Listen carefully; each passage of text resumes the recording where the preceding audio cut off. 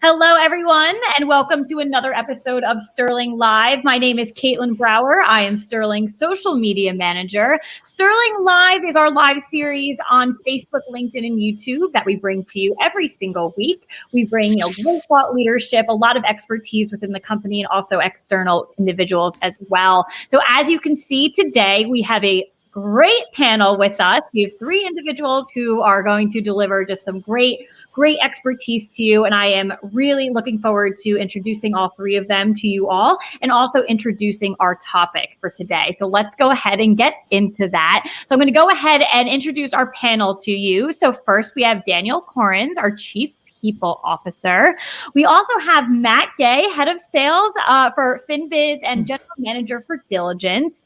And then Heather Pelton, our Senior Manager of Investigations for Diligence. And our topic today is digging deeper when hiring executive talent. So thank you all for joining us. And now I would love for you to introduce yourselves to our audience, share a little bit more of what you do at Sterling, your career, and everything like that. So Danielle, can you go ahead and get us started? Sure. Hi, everyone. I'm Danielle Korins. I am the Chief People Officer at Sterling. I have been here almost 4 years. And I handle all things HR, internal communications, and all things about talent.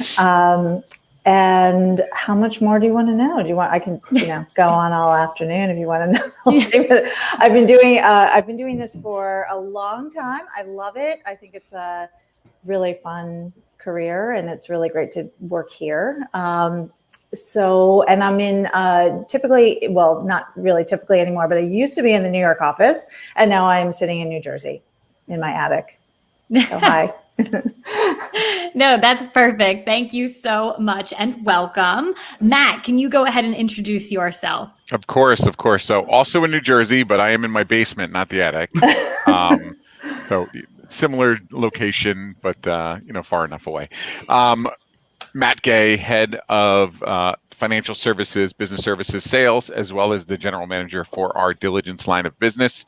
I'm the resident graybeard on the phone today. I've been with Sterling for over 18 years. So I've worn a number of hats and served in a number of capacities in my time here. And I am extremely pleased to be representing the Diligence team during this call. So excited to dive into this topic. It's near and dear to my heart. Perfect. And that's, exactly why we asked you to be on the show, because you've been here for 18 years. So who better to get? And you are a returning guest too. So you have been here before. So always happy to have, a familiar face back on Sterling Live. And last but not least, Heather, can you go ahead and introduce yourself to our audience? I think I unmuted you. You still muted? There we go. Sorry. I am Heather Pelton, Senior Manager of Executive Investigations here at Sterling Diligence. I've been here for 5 years, been in the background industry for 15 years. But here at Sterling, I oversee the fulfillment operations for executive investigations. And I am not in New Jersey. I'm actually in Colorado. Oh, well, it only makes one of you because I'm in New Jersey too, but I'm not in my attic or basement. I'm just one level. So I'm just in the house somewhere. But that's great. Again, three incredible panelists we have for you today live across Facebook, LinkedIn, and YouTube. And again, great topic too, talking about it, hiring executive talent, investigations into that. So before we get started and dive into our topic today, I do want to remind our audience across all three platforms that you can ask questions to our panelists at any time throughout the show. So go ahead in the comment section on Facebook, LinkedIn, and YouTube and submit your questions, and I will field them over to our panelists as I see fit throughout the show. With that being said, let's go ahead and get started. So I do want to start with an overview. So I want to talk about due diligence searches and FCRA executive investigation. So Matt, I'll start with you. What is the difference between these two? Well, first, before I start talking about the differences, let me talk a little bit about the similarities. Sterling Diligence is a subsidiary business of Sterling, and the organization has historically conducted pre-investment and investment due diligence research. So effectively, we have private investigators, investigative analysts who would go and research subjects of acquisitions, mergers, etc.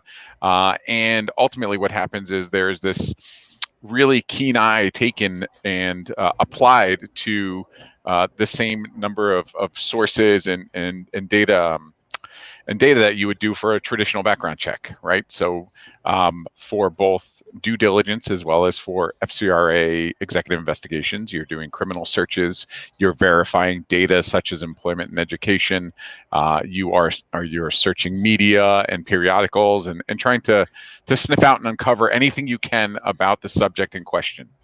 Where they really diverge is that within due diligence, there's no governor on what you can share with the individual paying for the investigation.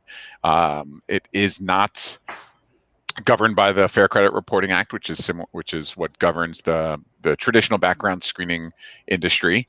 So any information you find, be it 5 years ago, 10 years ago, 15, 20 years ago, you can share it. As well, we don't necessarily need to have authorization by the subject to conduct the investigation. So oftentimes you'll be doing a very cursory search on a potential subject with whom you're going to invest a great sum of money, and it's your first pass. They don't necessarily have to give you that approval. With the Fair Credit Reporting Act and executive investigations, we fall under that umbrella, the same umbrella as background screening as you would traditionally know it. So each and every person that we conduct an exec investigation on, they must complete a disclosure and authorization. They must be furnished their summary of rights. They must know that we're doing something on them. Additionally, different state and federal law comes into play that dictates what we're permitted to share about that individual as it relates to effectively a hiring decision. So in certain states, like California, there are restrictions on number of years you can go back. Oftentimes, the subjects that we are investigating do make in excess of certain state or federal limits on what might preclude us from surfacing misdemeanor information from 10 years ago or 15 years ago. But because they make a fair amount of money, you can share everything. So I'd say the difference, it's really on those guideposts on what we are permitted to share or not share. But the foundational work that's done, the investigative element, taking that keen eye and making connections that may otherwise not have been made just by verifying data, that part's the same. So I hope I didn't, I kind of went off on a tear there. No, it was great. And I am happy that you did start with the similarities, just not completely taking the two of them away from each other. So the official title is Executive Investigation. So Heather, I do have a question for you. Are these executive investigations just for C-level employees? Definitely not. An executive investigation can be conducted on anyone that, where there's a hiring decision being made. However, they are most relevant for positions within a company where an individual is primarily responsible for generating company results, may have significant influence, may represent the organization in some way. This can include responsibility for executive level decisions, revenue, product delivery strategy, even talent recruitment or client relations. So most often positions where we see executive hiring investigations, they tend to have the autonomy, access, and opportunity to commit fraud or theft with little to no detection. So, most of the time we think of CEOs and vice president level people. However, even a coach or a manager of a retail store could find an executive investigation helpful in their decision. I'm really happy you pointed that out because I think, when I first joined Sterling and digging into, this area of the business a little bit more, I think that is what just stood out to me. It is the CEOs, the vice presidents, even potential board members, things like that. But you're not really looking kind of at that other layer where these people are very high up, and you do need to look into that. So I think that's great that you pointed it out, because I'm sure I'm not the only one who was thinking that, for sure. So Danielle, from a human resources perspective, I would love to know know, what are we hearing, or what are you hearing from, other chief human resources officers, other chief people officers regarding executive investigations? Yes, I think a lot of us actually don't know that these exist. I think, I've worked a lot with my network to explain that it does exist. I didn't know before I joined Sterling that we could do this. And I really wish I did. You can think about obviously how culturally disruptive it can be to hire the wrong person. It's hard enough to hire the right person in general. Yeah. But, if you have this tool, it's just so much more helpful to really understand what you're getting. And obviously, if we get it wrong, not only does it, disrupt everybody, et cetera, take time to fill the position, but also can damage your brand. So,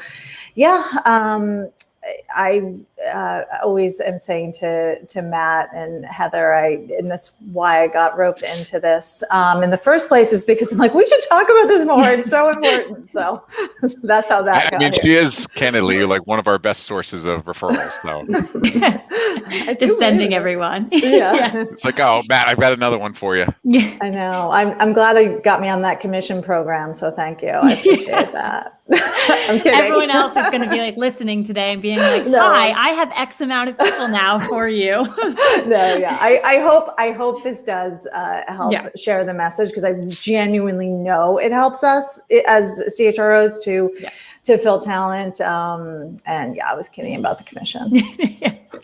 Definitely, for sure. We do have, as I look over to my right-hand side in our comment section, we do have a couple of hellos on Facebook and LinkedIn. So hello, everyone that is tuning in live right now. We are, talking about hiring executive talent and doing executive investigations. We have a great panel with us. So we are moving along in the conversation. So I want to talk about the actual process of executive investigations. And Heather, I'll start with you on this question because you are very close to it, being one of the investigators. What can you find in an executive investigation? Yeah, so I would start by saying each investigation is conducted by an investigative analyst and an investigator and subsequently analyzed, which is the key differentiator between executive investigations and a standard background check. We utilize a triangulation approach to surface details that may not have been volunteered, potentially spawning search threads above and beyond what a standard criminal search, for example, would return. So multiple sources of information to include primary records, databases, news outlets. They're researched and confirmed to ensure that reported information is complete, accurate, and up to date.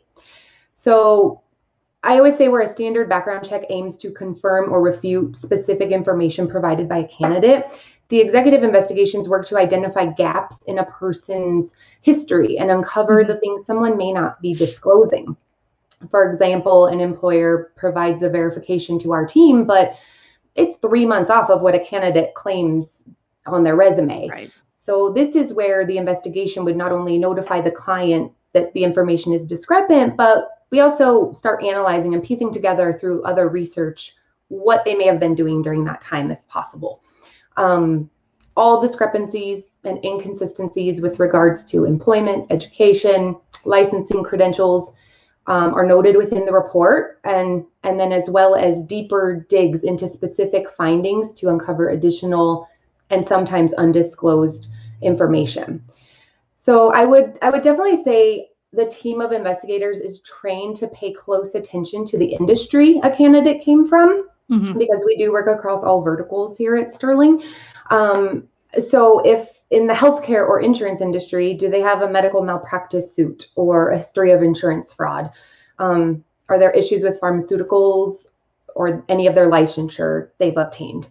If they're in the financial industry, we look for sanctions to any of their regulatory registrations with FINRA, NFA, things like that. Also with regards to financials, have they filed bankruptcy, or do they have a history of civil litigation involving monetary judgments that we want to be able to point out to the client that these could be potential patterns for the position they're hiring for? So I think that's great. And it's a lot like easier to understand that process and understand what goes into it now for sure. So you had mentioned a couple standards for specific industries, and, we are a verticalized company, so we do go after. But can companies also come to you and have like specifics in mind? So it's like, I want you to look at X, Y, and Z for this individual, or is it pretty much just standard what you have per industry? If I may, I'll jump. Yeah, I'll jump on this. We've got a couple of different flavors of how we structure these, but we feel pretty strongly about the approach and the way we've built our products. Mm-hmm. So oftentimes people will come in thinking they want a lot less searched than what they're actually, what we would recommend. And like an example I'll often use is, we'll look up property records. And most people are like, you know what? I don't care. I don't care where they own property. But what that allows us to do is, because we're not simply just pulling information and verifying it, we have the analyst looking at the data that's being returned and trying to intuit, what could this tell me? Does this surface other opportunities where I can go search and or spawn off new searches? So if we find let's say they have a property record out in Arizona, they have no other indication that they've ever been to Arizona. You know what? You're paying enough money. We're going to go search that jurisdiction in Arizona. We're going to search the surrounding jurisdictions, and who knows what we're going to surface. So at the end of the day, the way we've structured it, she used the terminology earlier, but we use it to triangulate different points of information. And that's where oftentimes you'll find like this deep dive, this, the investigator picking up their magnifying glass and kind of like looking through the paperwork and everything. They're not actually doing that, but for the most part, they're really looking through everything. So while there might be particular elements that are more important, we typically don't recommend like someone build their own investigation. Right. Yeah, and that definitely makes sense. So thank you for explaining that a little bit more. And now I can only imagine just Heather with a magnifying glass looking at paperwork. That's like all that's at the top of my head. She's usually got the little hat on and everything. That's all I'm picturing right now, but I think that's great. So Matt, I want to come back to you with a question, because you had mentioned it a little bit earlier when you were describing the differences between diligence and executive investigations. So the question is around hiring. So when you're making that hiring decision, what findings in one of these investigations can be used and which ones cannot be used when making that ultimate hiring decision? Well, ultimately, it's going to follow exactly along the lines of the guideposts of the Fair Credit Reporting Act and or state and or city law. Mm-hmm. So relative to where the person works, relative to where the person lives, there are these guideposts that are put forth or restrictions on the way we can share or transmit data. So as a CRA working in this auspice, with the Fair Credit Reporting Act, there are limitations on what we can surface. So it is not unfettered, criminal records as far back as you so desire. Again, I use California for an example. They're pretty restrictive on the data you can use to make a hiring decision. Because at the end of the day, this still ties back to a hiring decision. So we've got to play by those rules as well. And are there any misconceptions when it comes to these types of investigations? Heather, you can answer this if. Yeah. I would say there are a couple. The first one relates around adverse action. It still applies, just like Matt said, or everything still abides by FCRA and state laws. So does adverse action. If an employer chooses not to hire based on the results of our investigation, they still go through the full process. A second, misconception is, like I stated earlier, that these are only for high-level CEOs and vice presidents. It's not the case. I would always say if it's important enough to you or your organization to take a deeper look into someone, it's usually worth it. And as Matt just sort of indicated a few minutes ago, that these we can report anything, we can find anything. Not only are we bound to, FCRA and state regulations, but it's important to note that while multiple layers of the research are conducted, we still must find the actual record before we can, send it off to a client. This protects the employer as well, because if I find a negative article, a blog in a press search, it turns out to just be a rumor. They don't want to be making their employment decision based on that. But the key is the multiple layers of research is what usually leads us to records that may not otherwise have surfaced. So negative article could lead to us exhausting all efforts and finding, an arrest that was never actually, wouldn't have been reported under typical check. Right. So Danielle, with all of this information regarding these investigations, how should human resources teams think about these executive investigations as a part of the entire hiring process? Yeah, I think, the hiring process is obviously, we try to move as fast as we can, but it takes time and you want to be thoughtful. And just as you want to be thoughtful about maybe perhaps doing an assessment or making sure the right people are meeting these people or doing some kind of prompt or project, make sure you have the right person, and you should really build it into that path as well, knowing that, I feel like, while we're so eager to get people on board, I think our, executive teams, our employees, our boards are relying on us to make sure that we're doing that extra step. Mm-hmm. And they might not be thinking about it. They might think about it if something goes wrong, but they might not be thinking about it. So it's kind of on us, I think, in our roles or, executive recruiting teams to be really building that into their process. Yeah. No, and I just, the importance just has heightened over this conversation. I feel like everything that we've brought to light here. So it's 100% agree there. So let's move our conversation into some real-time client examples so our audience can really, really understand. So we've, shared a lot of great insight and a lot of great intel here, but there's definitely stories behind it that can probably share a little bit more detail and help people understand a little bit more. So I do want to dive into that. So Heather, let's start with you, and then Matt, you can chime in for any other additional details you have in regards to these client stories. But do you have any examples that we can share in regards to our clients and, anything that happens around executive investigations? Yeah, we've had a couple of crazy finds throughout our time here, but one example that comes to mind is from the gaming industry. Specifically, we had a candidate who applied to be an executive at a casino. I think it was in Las Vegas, and we hadn't uncovered much on this person until we started digging through the press and media, as I kind of mentioned a few minutes ago. And at that time, it was revealed that he had a revoked teaching license after being accused of inappropriate conduct with a minor student. Wow. But there were no charges filed. The candidate never disclosed any teaching history in his background, his resume, anything of that nature. And the further the team dug, the license had been revoked well beyond 7 years ago, but because he, earned a high enough salary and the state laws permitted, we were able to continue down our rabbit hole. Right. We were able to find that, we could confirm that the license existed, that it had been revoked, all of the details surrounding why it was revoked. It not only happened, they gave him one warning, it happened again, so they decided to take it away.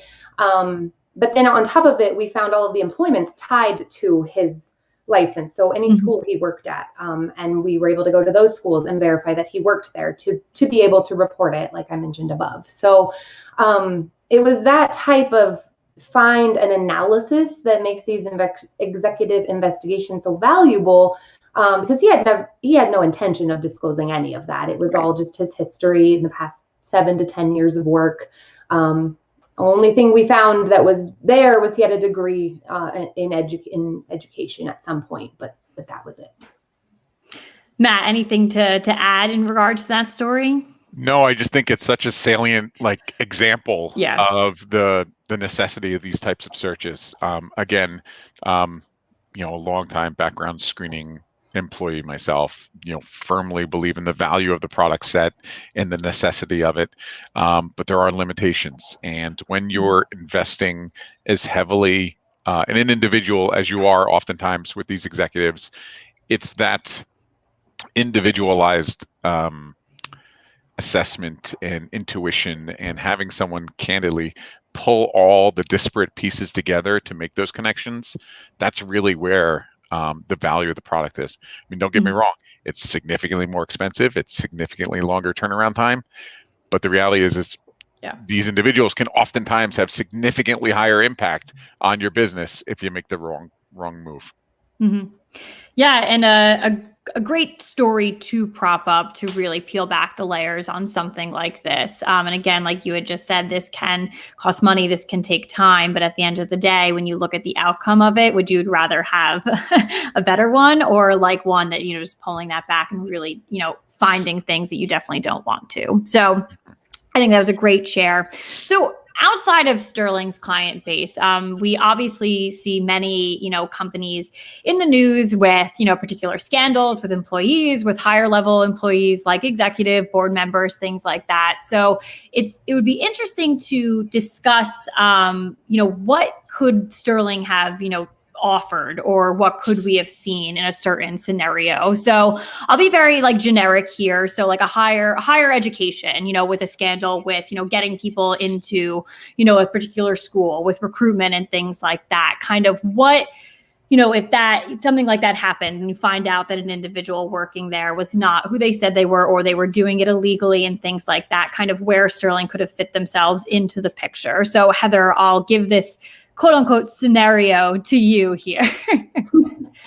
I think in certain situations, you may conduct an investigation and nothing surfaces at the time. But sometimes, people stay at employers or with schools for a long period of time. And so I do think it's also key to consider reinvestigating someone, or, bringing it current, if it's every 3 years, 5 years, 10 years, whatever, the company decides. But essentially with a recruiting scandal or something of that nature, there's times where maybe there was nothing out there before, but with an updated search during their time at a school, they may have found ways to bring in recruits, under the table, or, they may not be named in a lawsuit, but they may have been identified in connection, providing a statement or something. We can uncover all sorts of things of that nature. It doesn't always have to be a named party.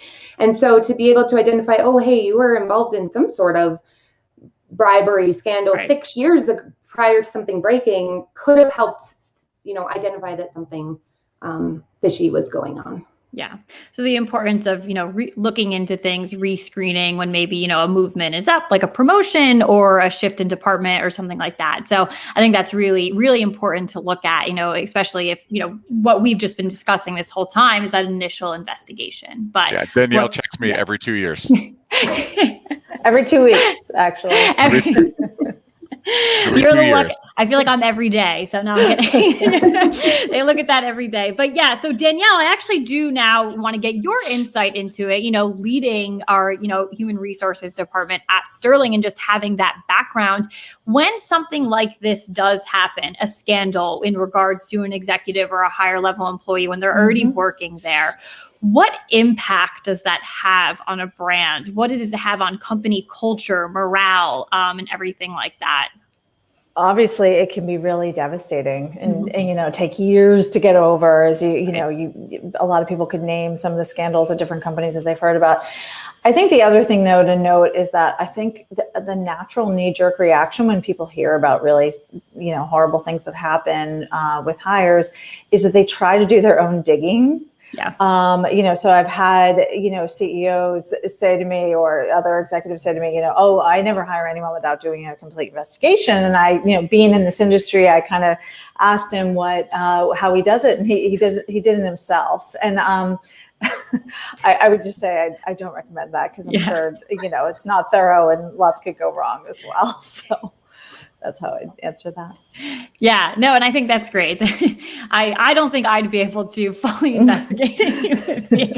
So definitely put it in the hands of the experts. And obviously the experts you all see are on screen here, everyone watching. So I want to take a step back and everyone that is watching live right now on Facebook, LinkedIn, and YouTube, if you do have any questions for our panelists, please go ahead and send them in the comment section and I'll get them over to them as I see fit. As we wrap up today's show, though, which was was truly outstanding. All three of you delivered some great insight in regards to, what Sterling can provide. And then also too, just from a company's perspective, when you are hiring and bringing new people into your organization. So I thought the three of you did a great job, but I want to gather some final thoughts from the three of you around, our discussion today, just executive investigation in general, hiring in general, anything that you want to sign off with for our audience. So Matt, we can start with you. Well, I will go back to the point I continue to make. I mean, if you're going to have a robust hiring practice and program, it's imperative that for your executive level hires, that you do the additional diligence, that you spend the additional monies. These individuals can have just such tremendous impact in an organization that I truly feel it's a disservice to do anything short of a full-blown executive investigation. We've seen far too many examples where with a little bit of additional investment on the front end, saving the millions upon millions of dollars in the back end. And quite candidly, we all know that, most of these high-level executives are not cheap to begin with. So relatively speaking, it is a drop in the bucket. And I think you'd all be very well served to build this into your hiring practice. Great final thoughts for sure. Heather, do you have any final thoughts for our audience? Yeah, I would say it really is the human analysis that's what makes these executive investigations so valuable. Like Matt said earlier, the turnaround time can be a little bit longer than a standard background check, but hopefully, as we've pointed out throughout this discussion, the peace of mind that you're hiring the right person or selecting the right board member or whoever is going to represent your company is worth it. 100%. Danielle, final thoughts from you. I think I wouldn't be doing my job if I didn't say we are hiring. If you want to come join our team, we're hiring a lot of great roles. So I will sign off with that and hope you apply and contact us. No, I think that is great. And we are. So you can actually visit our website, www.sterlingcheck.com. And there you can find all of our open opportunities for careers. And you can also find much more detail in regards to our executive investigation. So again, sterlingcheck.com. You can get that just by going to the website. Please visit our social media pages. There's always information on there in regards to hiring. So open roles and also executive investigations. So you can definitely learn more. But thank you so much, all three of you. Again, such a tremendous episode, so much great knowledge that was shared around. I learned so much in such a short 31-minute time frame.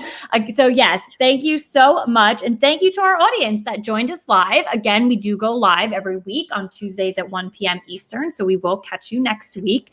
But again, yes, thank you all so much for joining us, and we will see you next time.